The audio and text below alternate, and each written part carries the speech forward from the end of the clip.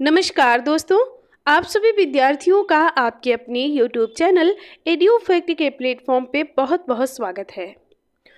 दोस्तों, कल की क्लास में हमने भारत की नदियों से संबंधित कुछ बहुविकल्पीय प्रश्नों को सॉल्व किया था। आज की क्लास में भी हम भारत की नदियों से ही संबंधित बहुविकल्पीय प्रश्नों को सॉल्व करेंगे। दोस्तों, आज की क्लास में आपको भारत की नदियों से संबंधित बहुविकल्पीय प्रश्न सॉल्व करवाए जाएंगे। अगली क्लास में हम विश्व की नदियों से संबंधित बहुविकल्पीय प्रश्नों को सॉल्व करेंगे। तो आइए देखते हैं कि आज की क्लास में कौन कौन से बहुविकल्पीय प्रश्नों को शामिल किया गया है। दोस्तों, पहला प्रश्न है, सबसे पुराना नदी तंत्र कौन सा है? यहाँ पर सबसे पुराने नदी तंत्र की बात कही गई है, तो आपको पता ही होगा कि सबसे पुराना नदी तंत्र कौन सा है। तो प्रायद्वीपीय नदी तंत्र, क्योंकि भारत का अगर प्राचीन भाग है तो वो प्रायद्वीपीय भाग ही है, तो नदी तंत्र भी यहाँ का प्राचीन कौन सा होगा? प्रायद्वीपीय नदी तंत्र होगा। अगला प्रश्न है, दक्षिण भारत की नदियों का अपवाह तंत्र होता है। कैसा अपवाह तंत्र होता है? तो ये वृक्षनुमा होता है। विकल्प सी आपका बिल्कुल सही हो जाएगा कि दक्षिण भारत की जो नदियों का अपवाह तंत्र है वो वृक्षानुमा होता है। अगला प्रश्न है, इनमें से कौन सी नदी अरब सागर में नहीं गिरती है? कभी भी आपके प्रश्न में अगर नहीं लगा है तो उसे अंडरलाइन जरूर कर लीजिए, क्योंकि नहीं में हम कंफ्यूज हो जाते हैं। तो कौन सी नदी है जो कि अरब सागर में नहीं गिरती है? तो नर्मदा, ताप्ती और माही, ये तीनों नदियां अरब सागर में गिरती हैं, जबकि गोदावरी नदी आपकी अरब सागर में ना गिर के ये बंगाल की खाड़ी में यानी पूर्व की तरफ प्रवाहित होती है। अगला प्रश्न है, इनमें से अमरकंटक किस नदी का उद्गम स्थल है? किस नदी का उद्गम स्थल अमरकंटक है? तो यहाँ पर जो नर्मदा नदी है, कावेरी, कृष्णा, गोदावरी, इनमें से किसी का भी उद्गम स्थल अमरकंटक नहीं, नर्मदा का जो उद्गम स्थल है वो आपका अमरकंटक है, याद रखिएगा। अगला प्रश्न है, कौन सी नदी विंध्याचल सतपुड़ा पहाड़ियों के बीच से निकलती है? तो कौन सी नदी है जो कि विंध्याचल और सतपुड़ा के पहाड़ों से निकलती है? तो वो आपकी नर्मदा नदी है, जो कि विंध्याचल और सतपुड़ा पहाड़ी से यानी अमरकंटक से निकलती है। ये यहाँ पर आपका बना हुआ है, अमरकंटक से निकलती है।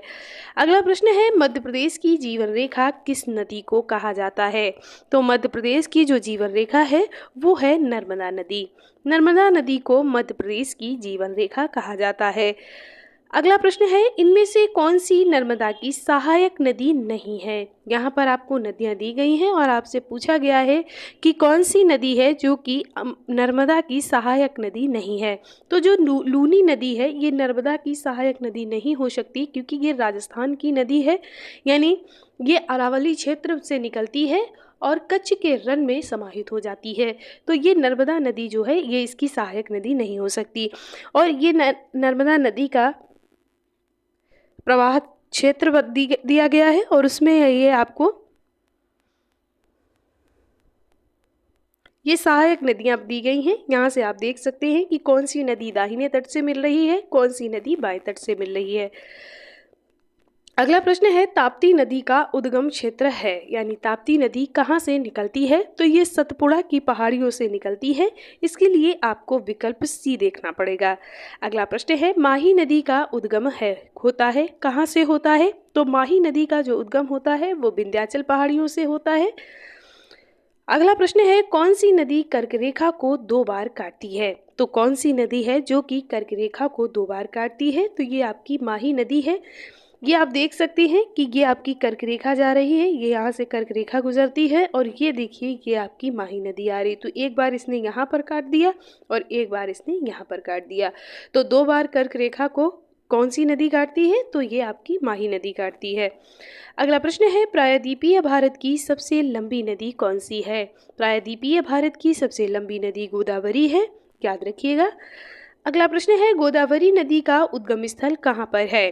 तो गोदावरी का जो उद्गम स्थल है वो त्र्यंबकेश्वर होता है। त्र्यंबकेश्वर यानी नासिक से इसका उद्गम स्थल होता है, याद रखिएगा। इनमें से कौन सी गोदावरी की सहायक नदी है? कौन सी नदी है जो कि गोदावरी की सहायक नदी है?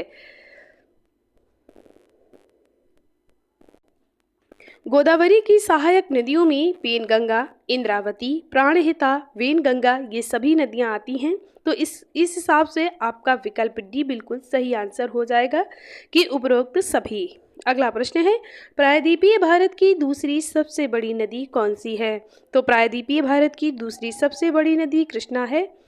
इसी पर नागार्जुन सागर बांध बनाया गया है, याद रखिएगा। अगला प्रश्न है, इनमें से किस नदी का उद्गम स्थल महाबलेश्वर है? महाबलेश्वर की पहाड़ियों से कौन सी नदी निकलती है? तो ये आपकी कृष्णा नदी निकलती है। ये विकल्प बिल्कुल सही हो जाएगा। आगे चलते हैं। अगला प्रश्न है, कृष्णा नदी इनमें से किस राज्य में प्रवाहित नहीं होती है?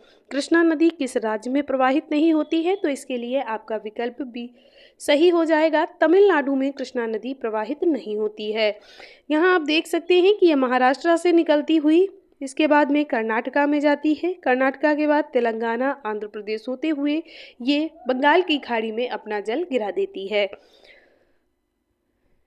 अगला प्रश्न है, इनमें से कौन सी कृष्णा नदी की सहायक नदी है? यानी कृष्णा की सहायक नदी कौन सी है? तो कृष्णा की सहायक नदियों में से तुंगभद्रा, कोयना, भीमा ये सभी नदियों के नाम आते हैं। तो विकल्प डी आपका सही हो जाएगा, उपरोक्त सभी। इनमें से कौन सा राज्य कृष्णा नदी जल विवाद 1957 से संबंधित नहीं है? कौन सा राज्य संबंधित नहीं है? तो आप बताइएगा कि जो कृष्णा नदी जल विवाद है उसमें तीन राज्यों का संबंध है। कौन कौन से वो राज्य हैं? तो वो आपका आंध्र प्रदेश है, कर्नाटक है और महाराष्ट्र है। इसमें तमिलनाडु राज्य शामिल नहीं है। तो आपका इस हिसाब से विकल्प डी सही हो जाएगा।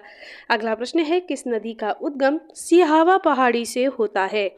तो कौन सी नदी है जिसका उद्गम सिहावा पहाड़ी से होता है? तो ये महानदी का उद्गम सिहावा पहाड़ी से होता है और ये उड़ीसा की महत्वपूर्ण नदी है। अगला प्रश्न है, तेल नदी और जोक नदी किस नदी की सहायक नदियां हैं? तो तेल नदी और जोक नदी किसकी सहायक नदियां हैं? तो ये महानदी की सहायक नदी है और ये तेल नदी बहुत बार एग्जाम में पूछी भी गई है। अगला प्रश्न है, किस नदी का उद्गम स्थल कुर्ग के निकट ब्रह्मगिरी की पहाड़ियों में से होता है? तो किस नदी का उद्गम स्थल है? तो आप बताएंगे कि जो कावेरी नदी है इसका उद्गम स्थल ब्रह्मगिरी की पहाड़ियों से है। अगला प्रश्न है, किस नदी को दक्षिण भारत की गंगा कहा जाता है? तो दक्षिण भारत की गंगा के नाम से कौन सी नदी फेमस है? आप बताइएगा। कावेरी नदी को दक्षिण भारत की गंगा कहा जाता है। डेल्टा के निर्माण से संबंधित सही कथन का आपको चयन करना है। यहाँ पर लिखा है, कृष्णा और गोदावरी नदी भारत का सबसे बड़ा डेल्टा का निर्माण करते हैं। ये गलत बात है क्योंकि कृष्णा और गोदावरी जो है वो भारत का दूसरा सबसे बड़ा डेल्टा बनाती हैं, जबकि गंगा और ब्रह्मपुत्र नदी है जो है ये भारत का पहला सबसे बड़ा डेल्टा बनाती हैं। तो यहाँ दूसरा लगा दिया, तो इस हिसाब से ये भी गलत हो जाएगा। यानी यहाँ ये उल्टा हो गया है आपस में। तो इस हिसाब से आपके उपरोक्त तो दोनों कथन गलत हो जाएंगे। अगला प्रश्न है, स्वर्णरेखा नदी का उद्गम स्थल है। स्वर्णरेखा नदी का उद्गम स्थल कहाँ पर है? तो स्वर्णरेखा नदी का जो उद्गम स्थल है वो है आपका छोटा नागपुर पठार से। विकल्प सी आपका सही हो जाएगा। अगला प्रश्न है, जमशेदपुर किस नदी के किनारे पर स्थित है? तो जमशेदपुर को दोस्तों टाटा नगर भी कहते हैं और ये स्वर्णरेखा नदी के किनारे पर स्थित है। दोस्तों, आपको ये वीडियो कैसा लग रहा है ये आप हमें कमेंट करके ज़रूर बताइएगा। वीडियो को लाइक करें और अपने दोस्तों के साथ शेयर करें। चैनल को सब्सक्राइब ज़रूर कर लें ताकि आपको आने वाला वीडियो टाइम पे मिल सके। अगला प्रश्न है, काली नदी को किस अन्य नाम से जाना जाता है? तो काली नदी को काली गंगा और शारदा दोनों नामों से जाना जाता है। विकल्प सी आपका सही हो जाएगा। अगला प्रश्न है, काला पानी किस नदी का उद्गम स्थल है? तो काला पानी जो है वो किस नदी का उद्गम स्थल है?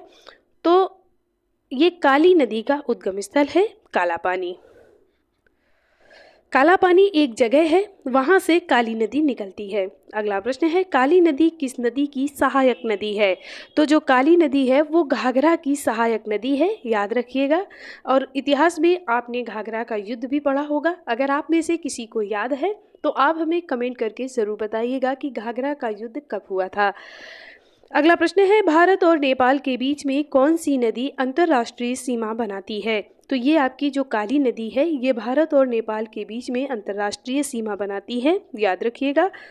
अगला प्रश्न है, नंददुर्ग पहाड़ी कर्नाटक में के किस राज्य का उद्गम स्थल है? यानी जो नंददुर्ग पहाड़ी है वो कर्नाटक राज्य में है और यहाँ से कौन सी नदी निकलती है? तो जो नंददुर्ग पहाड़ी से है वो पेनार नदी का उद्गम होता है, यानी पेनार नदी, विकल्प सी आपका सही हो जाएगा। सुंदरबन डेल्टा का निर्माण करने वाली नदी, तो सुंदरबन डेल्टा का जो निर्माण करती है वो आपकी गंगा और ब्रह्मपुत्र नदियाँ करती हैं। आसाम क्षेत्र से ब्रह्मपुत्र नदी आती है और इधर बंगाल के क्षेत्र से इधर पश्चिम बंगाल की तरफ से जाती है और दोनों बंगाल में मिल जाती हैं। आगे मेघना के नाम से बढ़ती हैं और बंगाल से आगे समुद्र में ये डेल्टा का निर्माण करती हैं, जो कि भारत का सबसे बड़ा डेल्टा बनाती हैं। वो नदी जो केदारनाथ से रुद्रप्रयाग के मध्य बहती है उसका नाम क्या है? तो केदारनाथ से जो रुद्रप्रयाग के मध्य बहती है उसका नाम क्या है? यानी रुद्रप्रयाग में कौन सी नदी मिल जाती है? आप इस तरह से भी लगा सकते हैं अंदाजा। तो वो मिलती है आपकी कौन सी नदी? मंदाकिनी नदी। आप देख सकते हैं कि ये मंदाकिनी नदी जो केदारनाथ से बहती हुई आ रही है और ये रुद्रप्रयाग में अलकनंदा से मिल जाती है। तो इस हिसाब से आपका विकल्प सी बिल्कुल सही हो जाएगा। दोस्तों, कल के लेक्चर में हमने सभी नदियों को डिस्कस किया था कि कौन सी नदी कहाँ पर मिलती है और कौन से प्रयाग का निर्माण करती है। तो अगर आपने वो क्लास नहीं देखी है तो आप प्लेलिस्ट पे जाइए, वहाँ आपको वो कक्षा मिल जाएगी, वहाँ से आप उसका अध्ययन कर सकते हैं। अगला प्रश्न है, गंगा नदी को बांग्लादेश में किस नाम से जाना जाता है? तो गंगा नदी को बांग्लादेश में किस नाम से जाना जाता है? तो इसके लिए आपका सही विकल्प हो जाएगा पद्मा नाम से जाना जाता है। गंगा और ब्रह्मपुत्र की संयुक्त धारा को क्या कहते हैं? तो गंगा और ब्रह्मपुत्र की संयुक्त धारा को मेघना कहते हैं और यही मेघना नदी आगे जाके सुंदरबन डेल्टा का निर्माण करती है। अगला प्रश्न है, इनमें से कौन सी नदी अमरकंटक की पहाड़ी से निकलती है? तो अमरकंटक की पहाड़ी से सोन, नर्मदा, महानदी तीनों नदियां निकलती हैं, यानी उपरोक्त सभी विकल्प सही हो जाएगा। अगला प्रश्न है, कावेरी नदी जल विवाद किन दो राज्यों के मध्य में है? तो ये कर्नाटक और तमिलनाडु के मध्य में है और इस हिसाब से आपका विकल्प डी बिल्कुल सही हो जाएगा।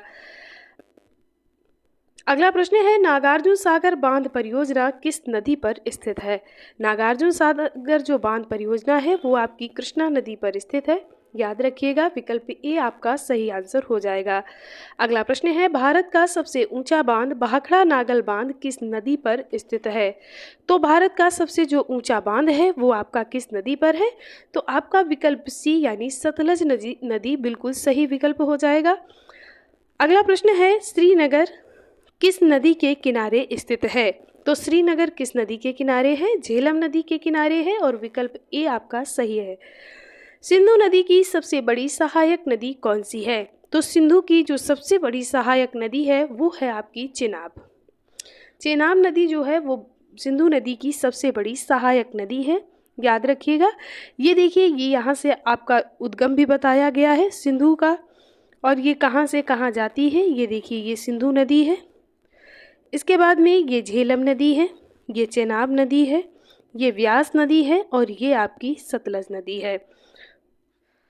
मानस नदी किस नदी की सहायक नदी है? तो जो मानस नदी है वो आपकी ब्रह्मपुत्र नदी की सहायक नदी है, विकल्प सी आपका सही आ जाएगा। अगला प्रश्न है, इंडिया नाम जो लिया गया है वो किस नदी से लिया गया है? तो आपका विकल्प डी सही होता है, सिंधु नदी से, क्योंकि सिंधु को यूनानी लोग हिंदू कहते थे और हिंदू से हिंदुस्तान बना और हिंदुस्तान से इंडिया बना। ठीक है। अगला प्रश्न है, भारत की सबसे छोटी नदी कौन सी है? तो भारत की जो सबसे छोटी नदी है वो अरवरी नदी है, विकल्प सी आपका सही हो जाएगा। कौन सी नदी उत्तर भारत और दक्षिण भारत के बीच पारंपरिक सीमा बनाती है? तो कौन सी नदी है जो कि उत्तर भारत और दक्षिण भारत के मध्य में पारंपरिक सीमा बनाती है? तो वो आपकी नदी हो जाएगी विकल्प ए, नर्मदा नदी। अगला प्रश्न है, सुसु डॉल्फिन किस नदी के जल में पाई जाती है? तो किस नदी के जल में पाई जाती है? तो जो सुसु डॉल्फिन है वो आपकी गंगा और इसकी जो सहायक नदियाँ होती हैं उसके जल में पाई जाती हैं, यानी विकल्प सी आपका सही आंसर हो जाएगा। पंजाब के मैदान के निर्माण में सबसे महत्वपूर्ण कौन सी नदी है? तो जो पंजाब के निर्माण में मैदान, पंजाब का जो मैदान है उसके निर्माण में सिंधु सबसे महत्वपूर्ण नदी है, याद रखिएगा। अगला प्रश्न है, गंगा की सहायक नदियों में कौन सी नदी उत्तर की ओर प्रवाहित होती है? तो गंगा की सहायक नदियों में से जो सोन नदी है ये उत्तर की ओर प्रवाहित होती है। ये अमरकंटक की पहाड़ियों से निकलती है और उत्तर की ओर प्रवाहित होती हुई गंगा में मिल जाती है, और ये गंगा में दाहिनी ओर से मिलने वाली नदी है। अगला प्रश्न है, कौन सी नदी प्रारंभ में अरुण के नाम से जानी जाती है? तो कौन सी नदी को अरुण कहते हैं? तो ये कहते हैं कोसी नदी को, और कोसी नदी को बिहार का शोक भी कहा जाता है। अगला प्रश्न है, भारत में सबसे बड़ी नदी मुख किस नदी का है? यानी सबसे नदी जो बड़ा नदमुख है वो किसका है? तो वो है आपका हुगली नदी का। विकल्प डी यहाँ पर आपका बिल्कुल सही हो जाएगा। दोस्तों, आज की क्लास में इतने ही प्रश्नों को शामिल किया गया है। अभी कल हम फिर से भारत की नदियों से संबंधित कुछ बहुविकल्पीय प्रश्नों को सॉल्व करेंगे। आज की क्लास आपको कैसी लगी ये आप हमें कमेंट करके ज़रूर बताइएगा। वीडियो पसंद आया हो तो लाइक करें, दोस्तों के साथ शेयर करें और चैनल को सब्सक्राइब ज़रूर कर लें। आप सभी विद्यार्थियों का एक बार दिल से बहुत बहुत धन्यवाद।